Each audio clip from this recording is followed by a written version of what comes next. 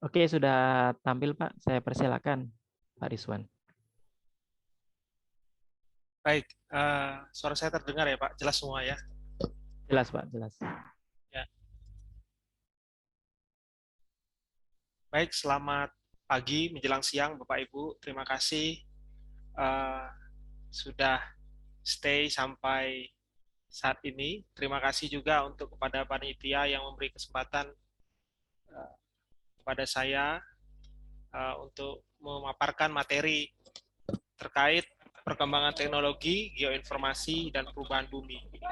Jadi sebelumnya saya sangat eh, terinspirasi ya dari paparan pemateri sebelumnya terkait dengan dari Pak Fatwa terkait keilmuan geoinformatics, kemudian dari Pak Iqbal terkait kurikulum modern geografi. Jadi hari ini saya sangat belajar banyak. Nah, kali ini saya akan coba mungkin berbagi, mungkin memantik diskusi terkait peran geoinformasi dalam mengelola perubahan bumi. Perkenalkan, saya Rizwan Sianturi, ya. Berikut kontak saya, ada nomor telepon juga WA, sama. Kemudian ada email. Saat ini saya salah satu staf pengajar di Filkom, Fakultas Ilmu Komputer UB, Universitas Brawijaya. Saya juga grup riset, tergabung di grup riset Lab Geoinformatik Filkom UB. Ya, berikut latar belakang pendidikan. Eh, saya mengambil sarjana, program sarjana lulus dari Fakultas Geografi UGM, Universitas Gadjah Mada pada tahun 2010. Waktu itu program studinya perencanaan pembangunan wilayah. Jadi sangat umum, general, dikenalkan semua pada aspek geografi fisik, geografi manusia, dan juga perencanaan pembangunan wilayah. Kemudian saya mengambil 2 program master, 1 geografi, dan request orang tua di bidang manajemen. Kemudian saya melanjutkan program S3 di University of Twente, ITC, Faculty of Geoinformation Science and Earth Observation. Baru lulus kemarin tahun 2018. Nah, berikut merupakan outline dari paparan kali ini. Saya akan mulai dari perubahan bumi, tren perubahan bumi dalam aspek fisik, sosial, ekonomi, lingkungan. Namun tentu saja sangat tidak mungkin bagi saya untuk mengcover semua ini karena perubahan bumi sangat luas. Secara khusus mungkin nanti akan dibahas gambaran umum saja, jadi hanya menyentuh permukaan terkait perubahan penggunaan lahan, pertambahan penduduk, urbanisasi, dan pengelolaan resiko bencana. Kemudian bagian kedua akan membahas sedikit masih juga tentang uh, perkembangan teknologi informasi, namun kembali lagi masih mungkin gambaran umumnya, mungkin akan lebih dalam di diskusi. Saya akan mengawali mengapa geoinformasi diperlukan, selanjutnya terkait perkembangan teknologi geoinformasi dan bagaimana perkembangan teknologi tersebut merubah landscape geospasial. Pada bagian ketiga, saya akan mencoba mendiskusikan peran geoinformasi dalam mengelola perubahan bumi. Bagaimana teknologi geoinformasi dapat menjawab berbagai permasalahan masyarakat terkini yang tujuan akhirnya seperti yang diutarakan pemateri sebelumnya adalah untuk meningkatkan kualitas hidup masyarakat, membuat masyarakat lebih aman, lebih nyaman. Mungkin secara spesifik dalam dunia bisnis, bagaimana proses bisnis bisa berjalan lebih efektif dan efisien.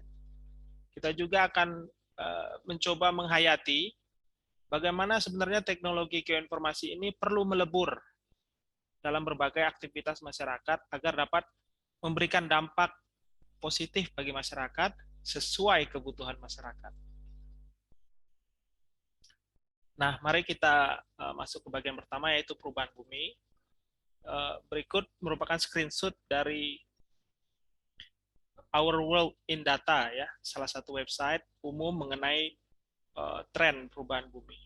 Kalau kita lihat di sebelah kiri ada istilahnya menunya, ya, ada banyak tema di situ, mulai dari demographic change, health, food and agriculture, pertanian, bahkan sampai violence dan war. Nah, kemudian dari masing-masing tema tersebut masih ada subtema lagi. Dan setiap informasi ini memiliki dimensi geografis, pasti terjadi di suatu tempat. Pasti memiliki karakteristik tertentu yang diwujudkan seperti kata Pak Fatwa tadi dalam bentuk data atribut. Jadi sebenarnya bahasan geoinformatik itu sangat luas. Dan mungkin ya dalam prakteknya kita fokus pada satu bidang aja, misalnya food and agriculture. Kalau kita bekerja di bidang pertanian, atau mungkin kalau kita lebih ke humanitarian activities, kita lebih ke mungkin seperti tadi tanggap darurat, pengelolaan risiko bencana, emergency response. Nah, informasi spasial yang kita peroleh dari data geospasial sangat bermanfaat untuk membantu kita dalam mengambil keputusan. Namun prosesnya itu dari data hingga jadi informasi geospasial, nah itu yang memang kadang-kadang kita tidak sama ya, dari satu institusi, dari satu daerah, bahkan satu negara, kapasitas sumber daya manusianya.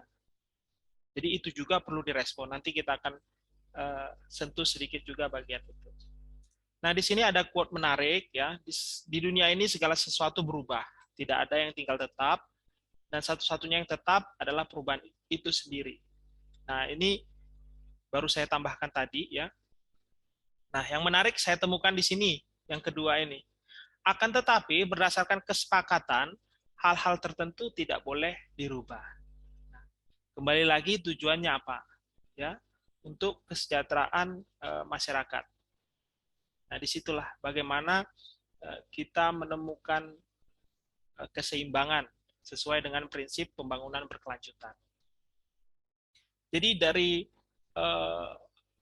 sampai slide ini saja ya, dan berdasarkan pemaparan dari pemateri sebelumnya, terlihat bahwa memang kita sebagai mungkin praktisi geospasial, orang yang memiliki interest di situ, tidak bisa hanya berkutat ya, atau terkurung dalam ruang lab kita sendiri ya, dengan aplikasi yang mungkin sedang kita kembangkan, tapi juga kita harus melebur dengan masyarakat, berkolaborasi dengan berbagai disiplin ilmu lain. Nah, berikut merupakan paparan singkat terkait perubahan bumi pada tahun 1960 sampai 2019. Kalau kita lihat secara umum di bagian global north, dunia bagian utara global, area hutan dan pertanian berbanding terbalik. Jadi di global north area hutan bertambah dari tahun 1960 sampai 2019, namun area pertanian menurun. Sebaliknya di global south area hutan menurun, termasuk kita di Indonesia, area pertanian yang bertambah. Nah, artikel dari peneliti ini, Winkler et al., terbaru dari Nature, mereka menyebutkan kira-kira apa yang menjadi faktor yang berkontribusi pada reboisasi atau reforestasi dan deforestasi tersebut. Jadi Bapak Ibu bisa menggali lebih banyak di artikel ini. Yang menarik adalah ternyata ada tren bahwa dari tahun 1960 sampai tahun 2005 mungkin terjadi peningkatan perubahan penggunaan lahan. Kemudian dari tahun 2005 sampai sekarang terjadi tren penurunan perubahan penggunaan lahan.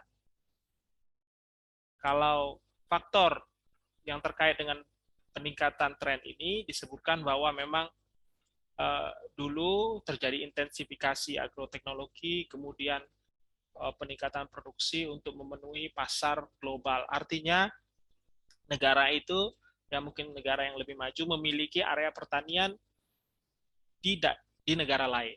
Ya, lebih banyak di Global South ini. Ya.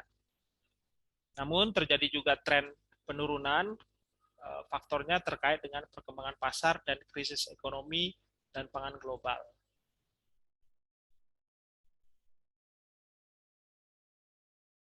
Dari sisi kependudukan, terlihat bahwa terjadi tren peningkatan jumlah penduduk. Proyeksi PBB tahun 2019 7,7 miliar. Pada akhir abad ini 2100 nanti 10,9 miliar. Pada tahun 2022 angkanya diperkirakan sekitar 7,9 miliar. Data menunjukkan bahwa trennya sebenarnya sudah menurun, tren pertambahan penduduk rate-nya. Hanya saja jumlahnya terus meningkat, ya, karena memang banyak faktor ya terkait demografi. Beberapa faktor terkait adalah peningkatan kesehatan. Ya, jadi memang kualitas kesehatan kita semakin hari semakin meningkat.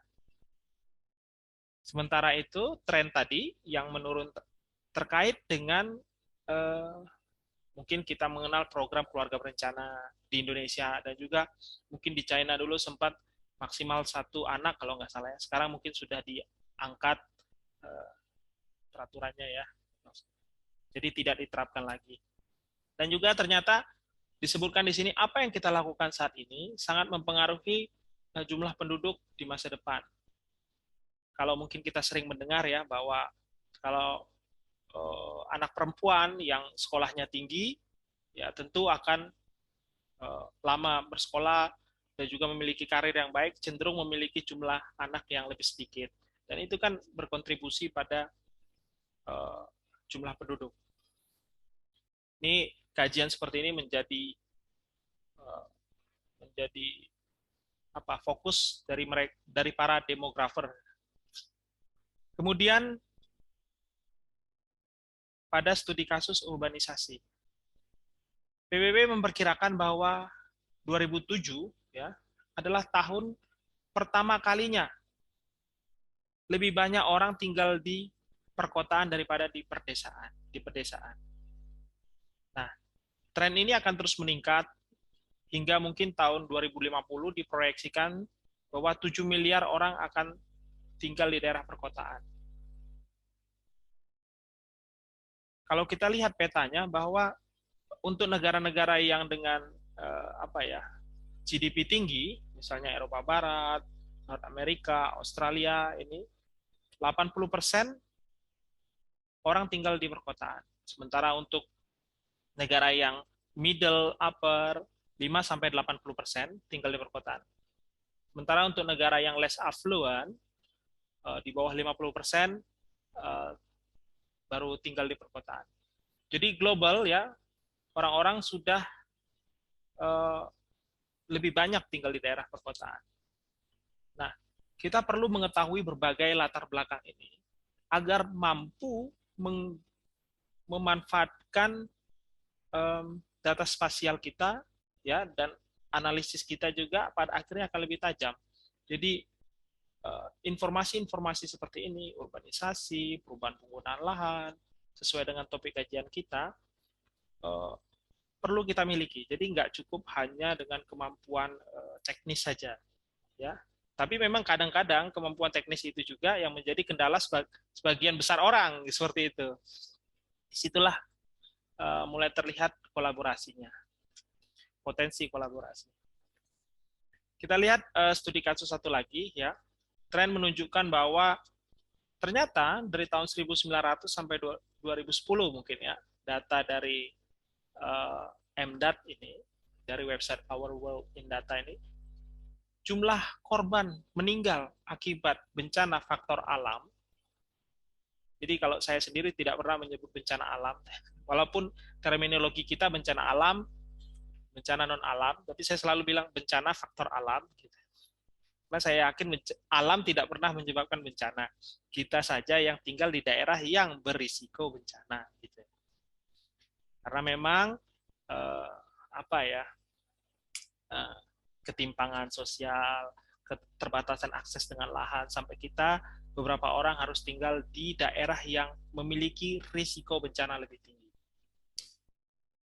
Jadi kembali ke sini, tren menunjukkan bahwa terjadi penurunan jumlah orang meninggal karena bencana faktor alam, karena bencana ya secara umum. Bencana faktor alam membunuh rata-rata 60.000 orang per tahun. Kontribusi ini sebesar 0,1% kematian dalam satu dekade terakhir. Dulu, kekeringan dan banjir merupakan peristiwa yang paling fatal dulu. Tapi sekarang justru sangat rendah. Ya. Yang paling mematikan saat ini adalah gempa bumi dan ikutannya. Sekali lagi, gempa bumi tidak membunuh, tapi bangunan runtuh akibat gempa bumi yang membunuh manusia. Ya, jadi di situ perlu ditarik garisnya. Ya. Angka kematian yang tinggi terpusat di negara yang berpenghasilan rendah hingga menengah, ya, tanpa infrastruktur untuk melindungi dan menanggapi peristiwa. Ya jelas mungkin ya, sebagian besar kita mungkin belum memiliki bangunan tahan gempa, rumah-rumahnya mungkin masih yang, untuk kasus Yogyakarta mungkin masih banyak yang gubuk, jadi malam-malam mungkin pagi-pagi terjadi gempa, tertimpa. Tanpa infrastruktur, maksudnya adalah infrastrukturnya kurang, dalam artian ambulan kurang, kapasitas rumah sakit kurang. Jadi setelah bencana ketika ingin ditolong, lambat, ya, berujung pada peristiwa yang tidak diinginkan. Nah, seperti itu. Jadi memang jelas terpusat di negara atau daerah atau kecamatan atau desa yang memiliki akses rendah, mungkin jauh dari rumah sakit dan jauh dari orang-orang yang memiliki kompetensi ya untuk menyelamatkan nyawa. Kalau kita lihat di sini,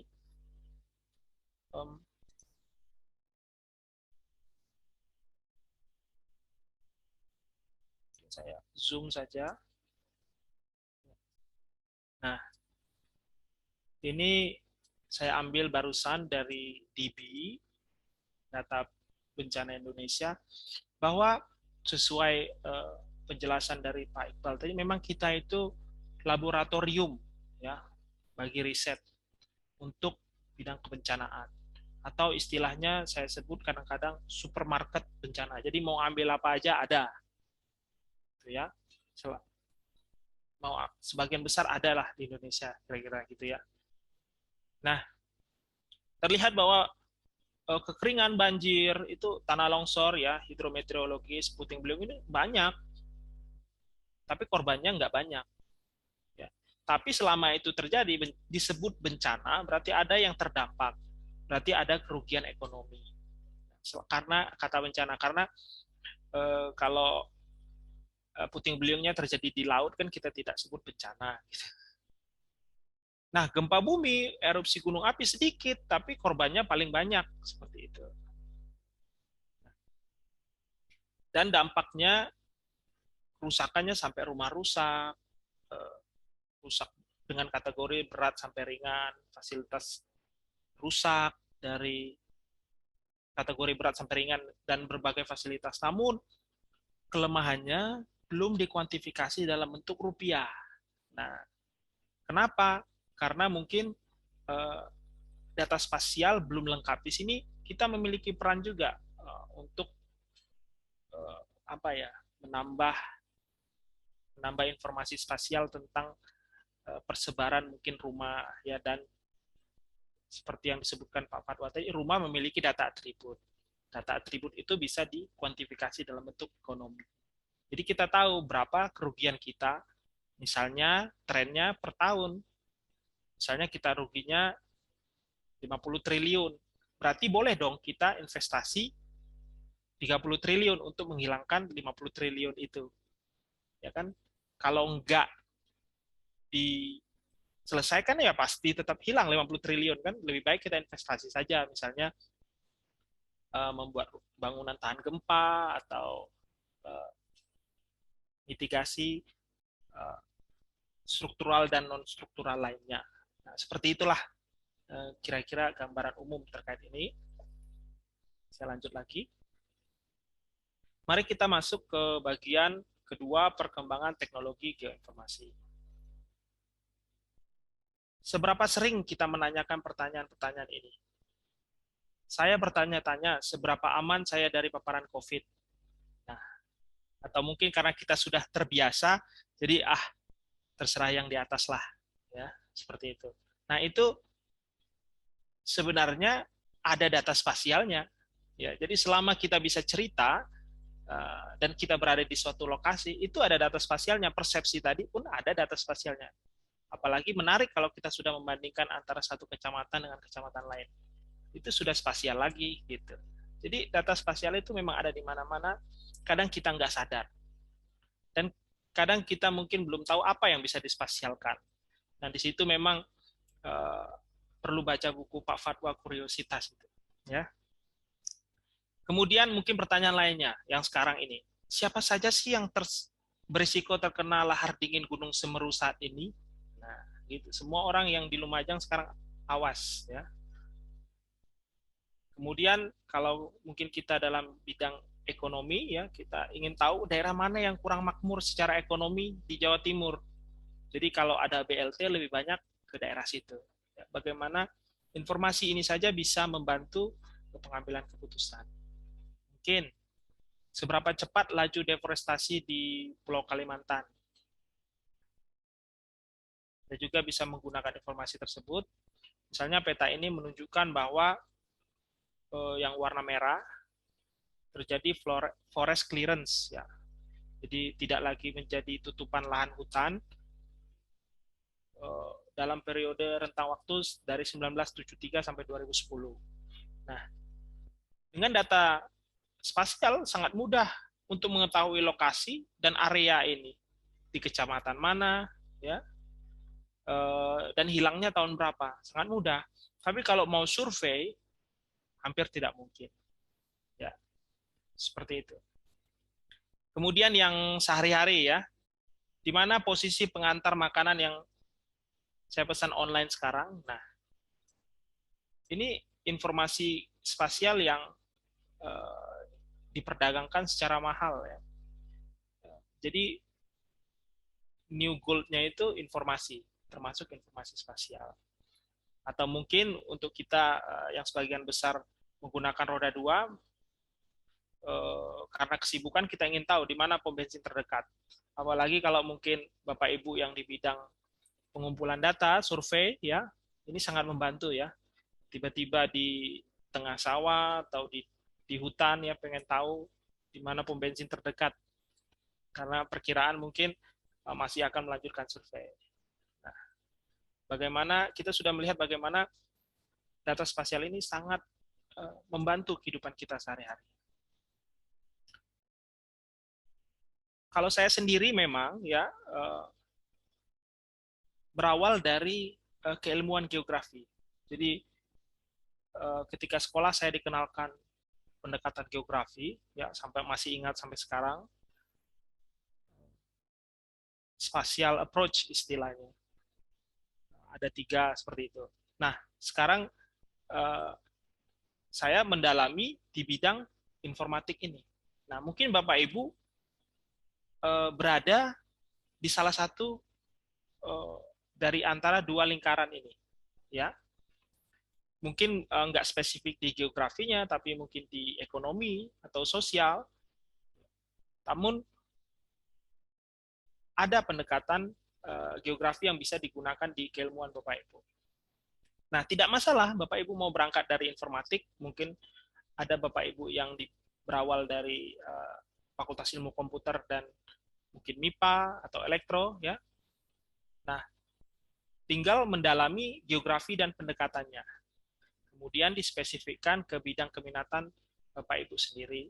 Misalnya seperti yang Pak Farwa tunjukkan, ada di bagian pengumpulan data, bagian analisa data, atau mungkin bagian visualisasi data, kemudian bagian komunikasi data, seperti itu.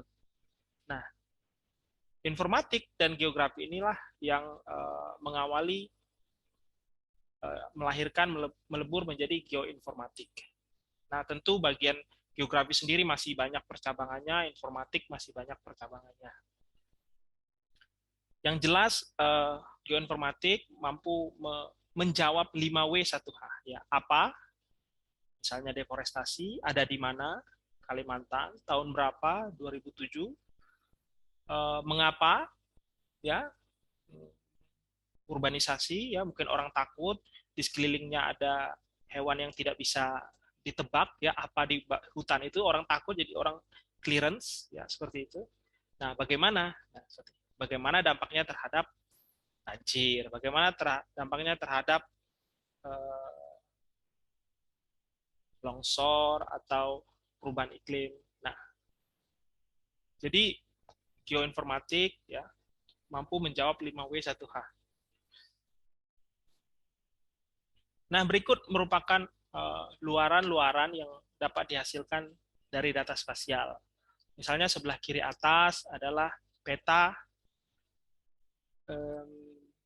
tingkat biodiversitas, ya, di Jawa Timur. Terlihat bahwa biodiversitas itu tinggi di Taman Nasional, ya, Alas Purwo mungkin, dan sebagainya. Jadi yang berwarna coklat tua, dan rendah di daerah yang cenderung berorientasi industri, misalnya Gresik, Surabaya, Tuban, seperti itu. Kalau di sebelah kanan atas terlihat peta indeks kehijauan Jawa Timur, ya. Terlihat bahwa daerah perkotaan memiliki indeks kehijauan yang rendah dan daerah yang masih hutan memiliki indeks kehijauan tinggi. Jadi ada dari sini saja kalau kita lihat ada korelasi antara indeks kehijauan sebagai parameter untuk melihat biodiversitas, mungkin masih secara kasar seperti itu.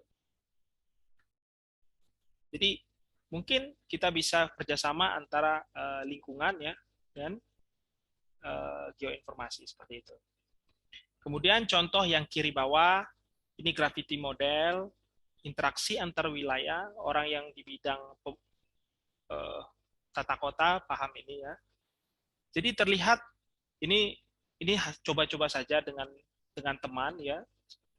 Jadi saya geografi, Pak Sakti di ITS itu tata kotanya. Jadi kita hanya coba-coba saja waktu itu dikasih tantangan oleh PU. Nah, gravity model ini rumus sederhana, ya, seperti itu. Tapi begitu dispasialkan jadi powerful. Nah, itu spasialkan dipetakan jadi powerful.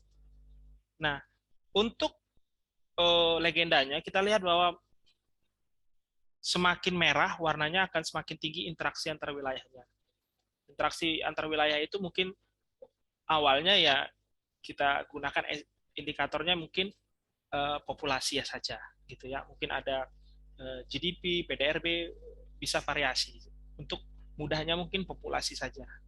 Karena orang yang akan berpindah tempat, ya. Jadi ada orang, makanya ada orang yang mau mengantarkan barang-barang ke daerah itu, misalnya untuk dijual sebagai di minimarket atau mungkin jual pakaian, ya, untuk daerah-daerah yang relatif terpencil. Jadi ada orang maka ada kegiatan ekonomi, ya. Terlihat bahwa dari peta ini kita lihat bagian barat, selatan, dan timur adalah daerah yang memiliki interaksi tinggi di Kalimantan. Ya, bagaimana ini kalau dikorelasikan dengan deforestasi tadi? Menarik juga, ya. Selanjutnya kita lihat bahwa di bagian selatan, terutama di bagian barat daya ini relatif rendah tingkat interaksinya. Kalau bagian barat, timur, dan selatan relatif tinggi. Ini ketika waktu itu kita coba masih isu IKN. Lalu kita lihat Penajam Pasir Utara. Wah, itu langsung timbul kuriositas kita. Tapi karena ya kita di tengah-tengah kesibukan lain dan hanya coba-coba, mungkinkah gitu ya Penajam Pasir Utara itu dipilih jadi IKN karena ini? Nah, seperti itu ya. Jadi itu menyenangkan kita saja ya sebagai peneliti. Nah, pada contoh yang lain sebelah kanan bawah terlihat bagaimana data spasial dapat membantu pengambilan keputusan terkait rencana tata ruang. Misalnya, garis ini yang adalah rencana jalan tol. Jadi ini adalah rencana jalan tol. Waktu itu saya membantu di kajian lingkungan hidup strategisnya Jatim, RT/RW-nya. Ini adalah rencana jalan tol. Ya, ada pilihan mau beberapa mungkin ya sudah fix ya karena sudah melalui proses panjang. Misalnya ada pilihan harus melewati trase A atau trase B. Kita bisa membuat peta, saya sebut peta nilai lingkungan karena saya tidak tahu namanya ya. Tapi peta itu sudah hasil tumpang susun berbagai layer yang menceritakan kekayaan lingkungan, biodiversitas, jasa ekosistem, nilai defisit air. Nah, ya saya akumulasikan saja ya. Di sum jumlah totalnya mungkin jadi semakin merah nilai lingkungannya semakin tinggi. Jadi ketika ingin membangun misalnya di trase sebelah kanan ini, ya di contoh yang di tengah di Malang ini, mungkin direkomendasikan sebelah kiri aja bangunnya. Seperti itu, karena nilai lingkungannya lebih rendah yang daripada yang di sebelah kanan. Ya, ini salah satu opsi. Ya, bagaimana data spasial dapat membantu pengambilan keputusan. Ya, jadi berbagai informasi disandingkan dengan rencana tata ruang. Memang belum prediksi tapi bisa menilai ya, sejauh mana dampak lingkungan dari rencana pembangunan. Itu contoh lain. Nah, berikut pemanfaatan contoh lagi ya pemanfaatan. Misalnya sebelah kiri atas adalah katalog gempa dari BMKG. Kita tahu bahwa nah di sini data spasialnya sudah kelihatan ya. Kita bisa memetakan ini dengan berbagai tools. Namun kita mulai bertanya lagi, kenapa titik-titiknya ada di selatan Pulau Jawa? Nah, kita harus baca-baca lagi bahwa memang di selatan Pulau Jawa ini adalah jalur patahan, gitu. Dan tentu kita bertanya lagi, kita gali lebih dalam, ya. Kenapa banyak di sebelah timurnya Jawa? Ternyata di sana patahnya lebih rapat, lebih masif.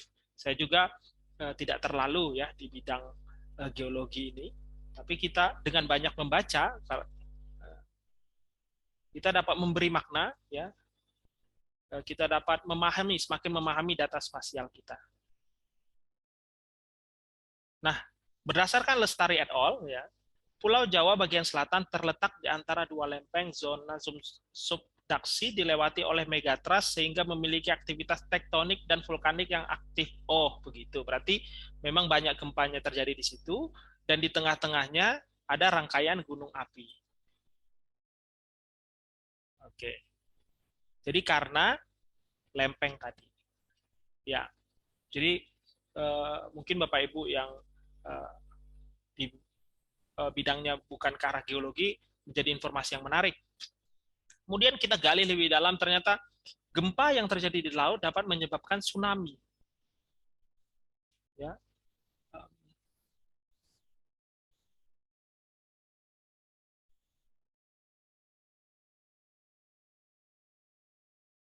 Kemudian dari BNPB telah membuat peta risiko tsunami. Tentu saja mungkin orang-orang yang tertarik di bidang kebencanaan bisa membuat peta risiko tsunami sendiri. Namun di sini kita telah memiliki akarnya ya. Nah, kemudian dipetakan. seperti contoh yang tampil di layar Bapak Ibu. Lebih jauh lagi, salah satu contoh aktivitas vulkanik itu yang setelah kita lihat barusan 2 minggu lalu, yaitu Gunung Semeru, ya, meletusnya Gunung Semeru. Berikut merupakan contoh histori kejadian gempa di Pulau Jawa. Nah, seperti apa setelah kita tahu ini? Nah, pertanyaan kan seperti itu. Karena alam eh,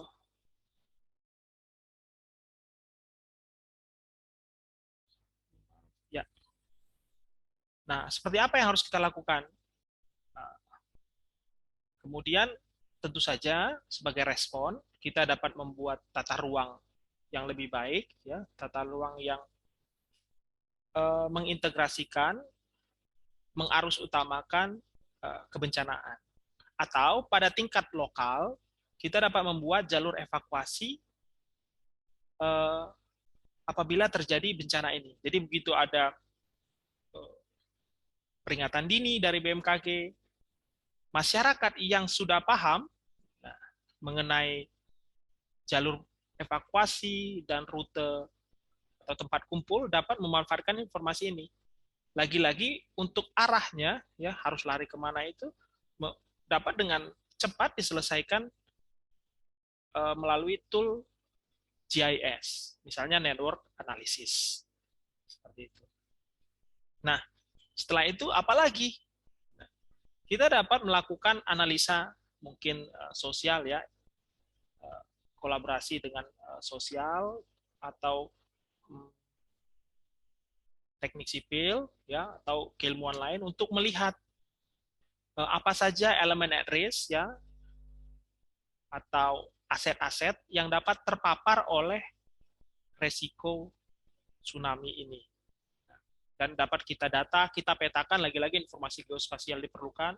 Kita lihat infrastruktur apa yang sudah ada. Karena teorinya kan bahwa infrastruktur membantu orang-orang untuk selamat dari bahaya akibat kejadian bencana. Kita lihat apa aja infrastruktur yang sudah ada, di mana. Nah, itu bisa kita tingkatkan lagi jumlahnya dan kualitasnya.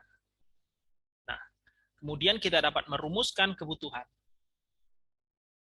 infrastruktur berdasarkan informasi tadi, ya, yang sudah dikumpulkan tentang kebencanaan, gempa, kemudian tsunami, kebetulan untuk daerah itu, historinya, ya, kalau sudah terjadi, kemungkinan bisa terjadi lagi, ya.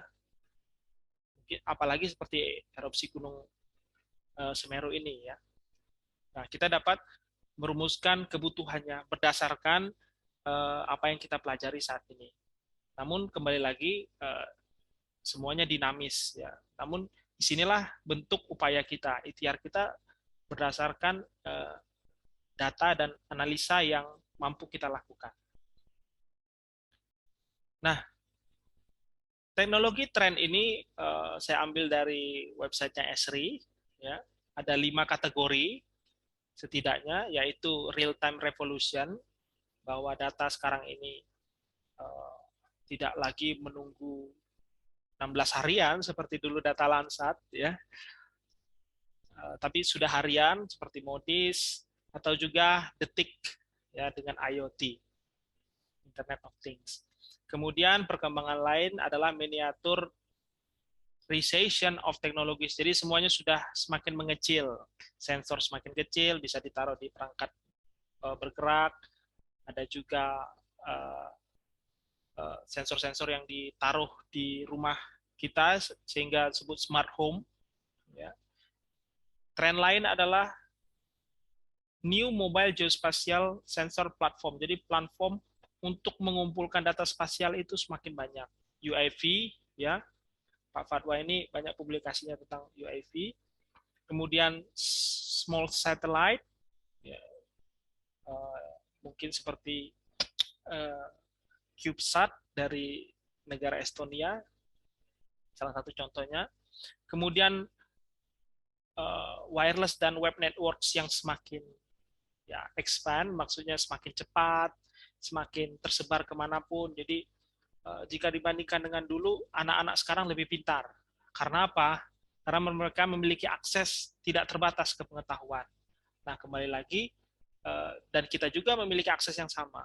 Bagaimana akses itu dapat berujung pada ya peningkatan kesejahteraan masyarakat dan peningkatan kualitas hidup secara individu dan kelompok. Kemudian advances in computing capacity for geospatial research. Ini banyak tadi disentuh, dibahas oleh moderator bahwa ternyata, dan juga Bapak Ibu yang menanyakan tadi, teknologi apa gitu. Saking banyaknya jadi bingung. Dulu waktu dikasih pilihan hanya dua, lebih bisa memilih, dan kendalanya mempelajari. Sekarang bukan mempelajari lagi, malah bingung milih. Nah, tapi tetap harus dipelajari. Jadi ada respon dari kita sebagai orang yang memiliki entusiastik di bidang ini. Nah, landscape yang berubah adalah cara pengumpulan data dan generation. Jadi kadang-kadang kita nggak mesti, ya, memang data scientist itu dari data mining, engineering, sampai analis, kemudian interpretation, visualization, sampai situ ya. Sekarang data scientist. Tapi sebenarnya mungkin kita nggak mesti ke semua itu. Kita bisa fokus di data collection generation atau data analytics, atau kita fokus ke spatial data infrastructure, kemudian kita ke visualisasi dan lain-lain. Namun kembali lagi, seiring perkembangan teknologi diperlukan peningkatan kapasitas sumber daya spasial analis.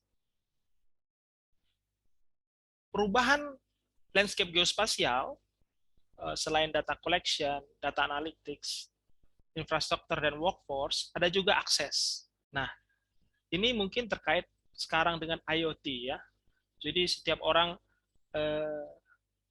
bisa sadar ya atau tidak sadar feed data ke suatu jaringan, sadar atau tidak sadar. Namun trennya mungkin setiap orang nanti akan semakin tahu bahwa oh ternyata saya tuh menjadi sumber data selama ini. Ya, kalau Bapak Ibu lihat My Activities Google, My Activity, Bapak Ibu bisa tracking dari pertama kali Bapak Ibu punya akun Google, sudah browsing apa saja, kemana saja, gitu ya. Jadi mungkin pengen tahu tahun lalu saya itu di mana ya, itu bisa dilakukan. Nah, jadi dengan IoT, ya informasi itu bisa diakses orang yang memberikan jasa kepada kita. Jadi ada isu di sini memang menarik untuk diikuti. Kalau saya lebih ke mengikuti ya, jadi tidak ke arah sini. Nah, secara detail saat ini telah banyak dibahas pemateri sebelumnya, data sudah tersedia, remote sensing satellites, mulai dari coarse sampai high resolution sudah tersedia gratis. Ada juga yang berbayar, misalnya dari Maxar, Worldview.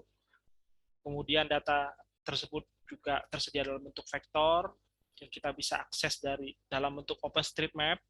Untuk kota-kota besar sudah sangat baik sekali, bahkan dalam bentuk parcel. Ada juga data crowdsourcing, ya, karena memang banyak orang yang berempati ya terhadap kalau terjadi bencana. Dan juga teknologi semakin berkembang di bidang positioning system. Negara-negara mungkin saya tidak terlalu mengikuti ya, sudah memiliki aturan konsumsorium sehingga kita bisa memperoleh lokasi yang akurat dengan sebagai contoh mobile device kita. Internet of Things, social media data, data spasial data kita yang kita feed ke sosial media memiliki banyak unsur, posisi kita ya, atau posisi yang kita sebut di dalam postingan kita, misalnya wow Semeru, misalnya kita posting wow Semeru gempa ya, informasinya Semeru gitu, tapi ada juga informasi kita, posisi kita, jadi itu juga bisa dianalisa ya. Kemudian platform, UAV, small satellite, UAV sendiri ada banyak versinya ya, mungkin quadcopter dan yang lebih canggih. Tools mungkin saya dulu berangkat dari yang license ya, sekarang semakin mendalami yang open gitu, sampai yang license-nya tidak saya perpanjang gitu, karena jangan sampai ketergantungan. Jadi uh, jadi perlu juga kita menguasai desktop software ini ya untuk kemudahan. Ada juga programming languages, libraries dan binaries. Yang marak sekarang adalah cloud computing, sebagai contoh Google Earth Engine yang menyediakan dari data, tools-nya, alat visualisasinya ya. Jadi sangat menarik untuk menguasai Google Earth Engine. Di dalamnya juga sudah banyak metode yang bisa kita gunakan, metode machine learning untuk klasifikasi misalnya. Dan juga bisa dikembangkan ke arah deep learning. Baik, berikut merupakan gambaran mengenai Internet of Things ya. Jadi informasi itu ada di mana-mana ya, sesuai dengan yang dikatakan oleh pemateri kedua, bahwa setiap objek dan perangkat bergerak, yang bergerak itu kitanya ya, tapi kita membawa HP ya. Jadi kita bergerak ya, itu semua feed data ya ke yang mungkin kita sebut big data cloud ya.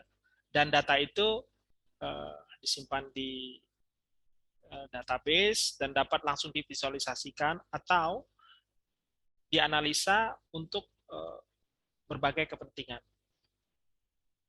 Jadi hubungan antara IoT dan GIS adalah lokasi geografisnya. Beberapa aplikasi adalah real-time location positioning. Ya, misalnya saya kalau sudah mau dekat rumah, ke istri saya sudah di sini, saya share log yang 1 jam. Seperti itu. Contohnya saja. Real-time spatial big data analytics dengan misalnya Google Earth Engine.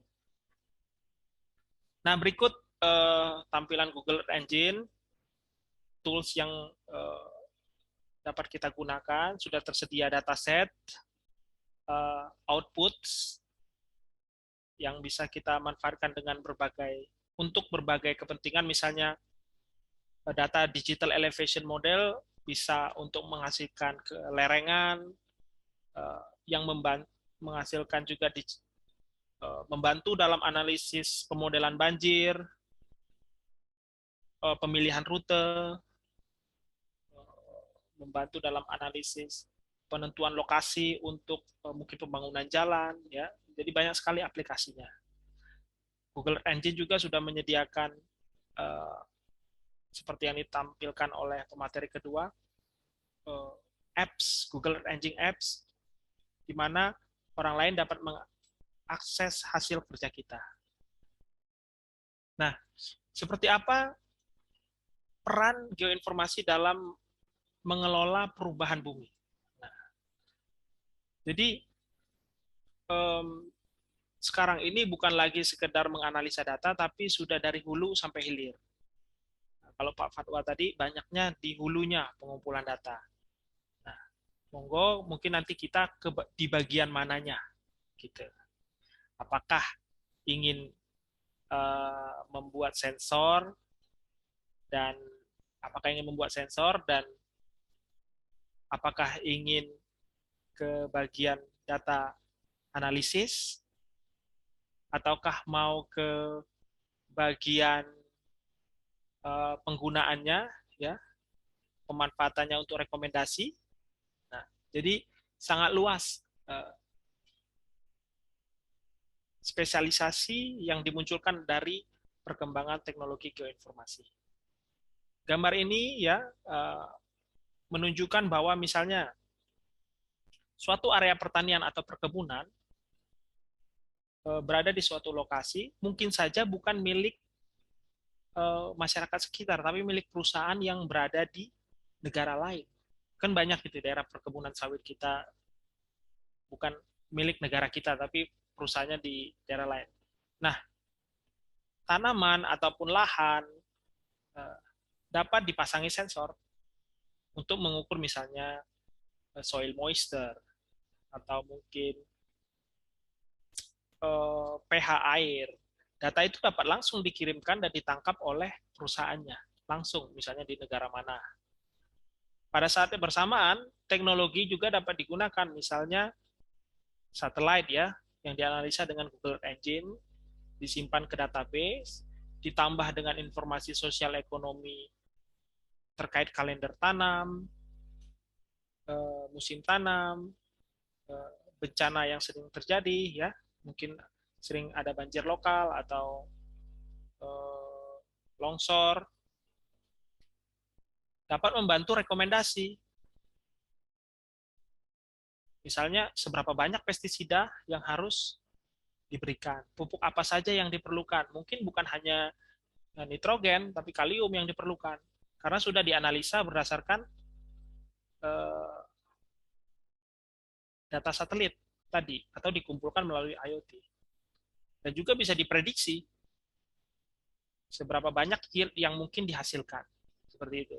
Nah, bisa diukur berapa banyak investasi ini dibandingkan dengan yield tadi, apakah menguntungkan. Jika menguntungkan, ya mungkin ya intervensi bisa dilakukan. Jika tidak, mungkin sekedar menutup kerugian saja. Nah, tidak berhenti sampai di situ. Produk yang sudah dihasilkan bisa dipasangi juga sensor, ya, atau diberi tag, gitu, label paling nggak barcode, ya, dan sehingga bisa di trace sudah sampai mana. Untuk sampainya pada akhirnya mungkin di negara yang punya atau mungkin dijual ke konsumen. Jadi semua itu sudah mungkin. Mulai dari lahannya, dengan bantuan teknologi geoinformasi. Aplikasi lain misalnya smart city, ya. Kadang-kadang ya permasalahannya di smart city adalah data banyak. Layaknya Indonesia tadi adalah laboratorium bencana, smart city juga adalah laboratorium untuk berbagai hal ya, antropologi, demografi, solid waste, lingkungan, berbagai hal, transportasi. Ya. Hanya saja kadang-kadang sumber daya manusia di kota tidak cukup mumpuni untuk itu, melakukan semua hal yang tadi, mulai dari mengumpulkan sampai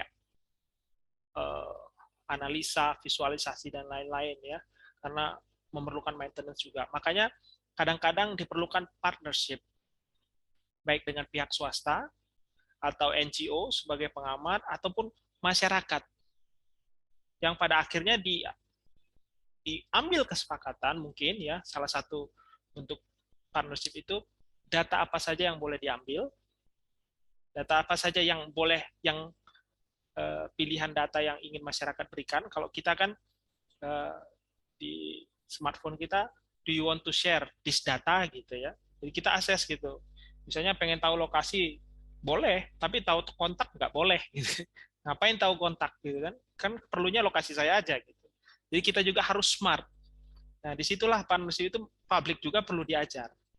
Ya, literasi terkait data. Kemudian privacy dan security. Nah, selanjutnya pengumpulan, analisis, dan storytelling, dan take action. Mungkin lebih dapat direpresentasikan dengan ini, dengan gambar ini menarik ya, saya ambil dari Reddit.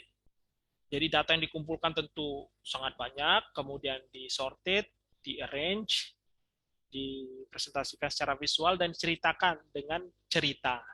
Nah, di bagian menceritakan ini memang tantangannya, ya, kaitannya dengan parameter lain, dalam konteks SDG, tujuannya apa, historinya bagaimana. Nah, kemudian diberikan kepada pengambil keputusan dalam bentuk tertentu, tentu saja agar ya dapat memberikan hasil yang baik ya, teknologi tepat guna, agar actionable. Kita kita suka ceritanya ya, tapi kita ingin sesuatu yang actionable ya. Nah, disinilah bagaimana dari suatu data menjadi sesuatu yang really useful ke masyarakat atau pembangunan.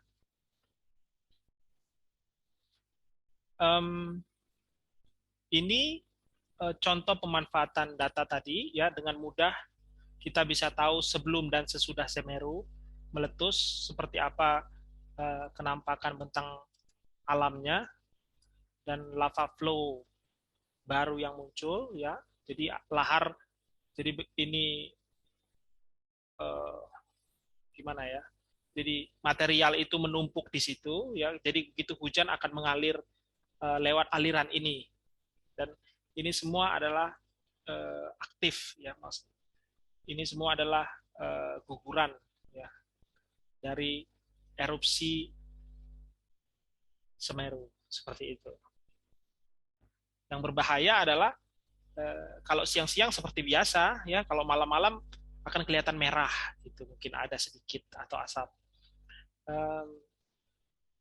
Kalau debunya menumpuk gitu ya, kemudian hujan, kalau terlalu panas keluar asap mungkin seperti itu ya. Nah, informasi seperti ini kalau kita di bidang informatik saja mungkin kurang. Kalau fokus di geografi saja, tapi geografi human kurang ya. Tapi kita dengarkan, mungkin sekarang YouTube ya sudah banyak sumber materi, kita pelajari, oh logikanya begitu. Oh, jadi memang kuriositas tadi, pengen tahu. Jadi terus belajar. Jadi belajar di jalan ceritanya, dengan apa yang miliki sekarang ya, tambah parameter ini, dipahami dulu datanya, kemudian dilihat aplikasi-aplikasinya seperti itu.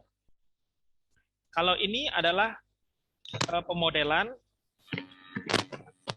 ya Pak, sebentar. Kalau ini adalah pemodelan dengan data Sentinel-1. Kira-kira area mana yang akan terjadi, akan terdampak kalau terjadi lava flow. Nah, itu kemudian dibandingkan dengan apa yang terjadi sekarang ya. Ini hasil penelitian dari ESA. Nah, kita BRIN ya mengeluarkan area-area terdampak dan luasannya. Nah, informasi ini akan lebih bagus lagi dalam bentuk ekonomi kalau kita memiliki informasi penggunaan lahan sampai parcel yang lengkap ya terkait permukiman. Nah, dari contoh-contoh ini terlihat bahwa informasi geospasial itu telah banyak membantu kita untuk mengetahui contohnya ya area terdampak pasca bencana. Baik, kesimpulannya adalah perubahan bumi terus terjadi sebagai akibat interaksi manusia dengan lingkungan. Teknologi geoinformasi terus berkembang dan berperan penting dalam menjawab tantangan yang dibawa perubahan bumi. Perkembangan teknologi geoinformasi perlu diarahkan untuk meningkatkan kesejahteraan masyarakat, karena masih abstrak. Mungkin kita bisa bercermin menggunakan SDGs ini ya sebagai tujuan kita. Kemudian terakhir, perkembangan teknologi geoinformasi dan perubahan bumi perlu direspon dengan peningkatan kapasitas SDM. Terima kasih.